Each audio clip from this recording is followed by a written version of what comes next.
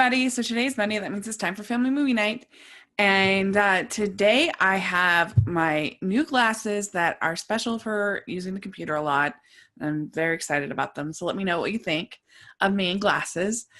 Also, I have my mic cover. And so if you hear anything that sounds better to you, I'd be really curious to know if there's any difference. That would be cool. And so I am here for family movie night, as I always am every Monday. So my theme for these next couple of weeks in March is to do all films that involve Ireland or Irish culture or Irish Americans or something like that for family movie night. So it should be really fun. And my first film is a really special film that, while it did get a lot of nominations I got 3 Academy Award nominations the year it came out. It's like an 89%, I think, on Rotten Tomatoes. So it is not underrated in that sense, but I just feel like it's a movie that should be talked about and as one of the great American movies because I love it so much. And it's called In America, and it was back in 2002. So this movie is directed by Jim Sheridan, and he did it as a way to sort of pay homage to his brother Frankie. It's a different story than his life, but his brother Frankie died when Frankie was 10 years old. And it kind of is showcasing sort of the emotional toll that took on him and his sisters and his family, and kind of the journey that they had to go through to overcome that as a family. Of course, now we have fictional characters that are living in the United States. And the couple at the forefront is Johnny and Sarah Sullivan. They are Irish immigrants who were in Canada and then now are in New York. They're at the Hell's Kitchen area of New York. They're living in this really not nice place with drug dealers and other seedy people, and then they have 2 little girls named Christy and Ariel. And they've lost a little boy named Frankie who died of a brain tumor, and they are just weighted down with the guilt and the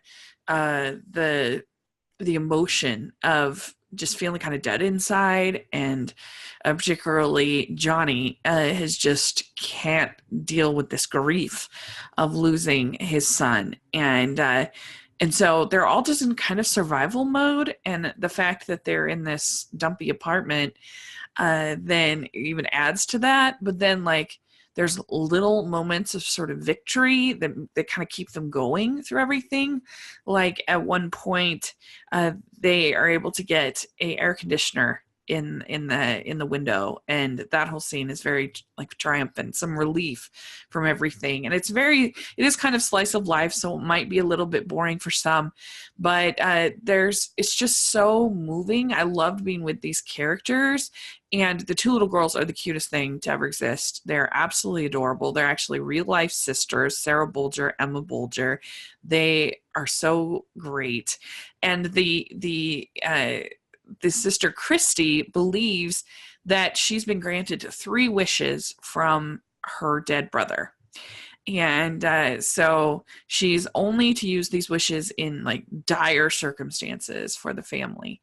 And so we get to kind of see her sort of use these wishes, and it's really cute because the little girl's like, my dad thought that it was him doing this or doing that. It was really my wish. And it was really Frankie all along. And there's a really emotional scene where they go to see E.T. They love E.T. And then they're at this carnival, and there's a game, and he just has to win this doll for his little girl.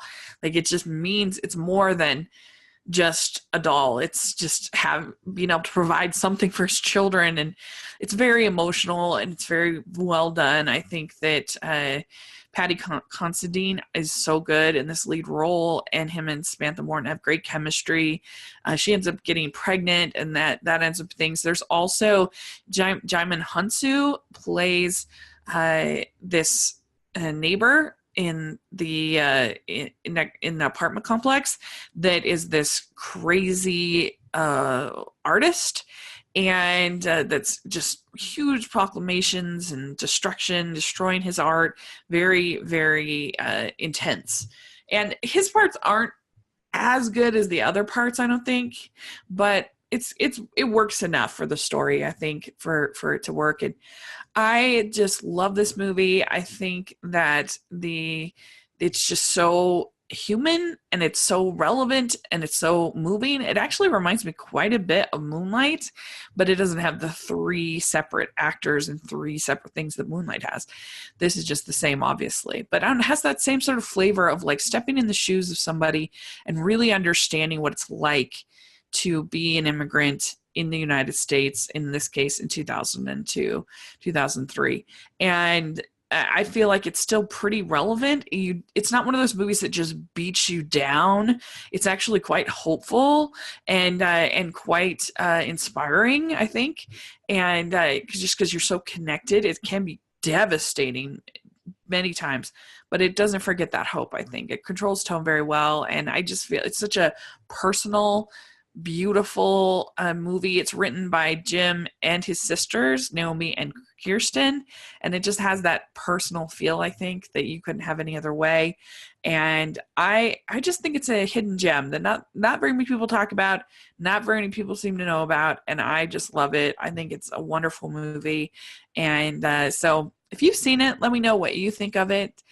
Do you like it, not like it? Where are you at on it? And yeah, I'd be curious to know. Go check it out. It does have pretty strong sensuality. I am surprised that it could get a PG-13. It's pretty long and pretty strong. So just a warning. I never will do R-rated movies for this series, so it's technically okay. But I think it is pretty close on the line there of R and PG. It's a pretty strong PG-13, that's for sure. But like I said, it was nominated for Best Original Screenplay, Best Actress, and Best Supporting Actor for Jaimin Hansu. So there you go. That's pretty cool, and I just love it. So let me know what you think if you've gotten a chance to see it, and I will talk to you later. Bye.